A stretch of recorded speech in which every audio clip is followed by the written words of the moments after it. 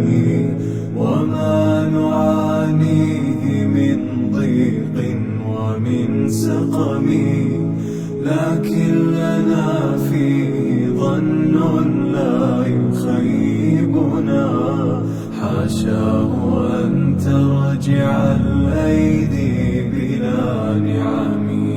كم جاد من فضله قبل السؤال، وكم أعطى وأغنى بمحض الجود والكرم.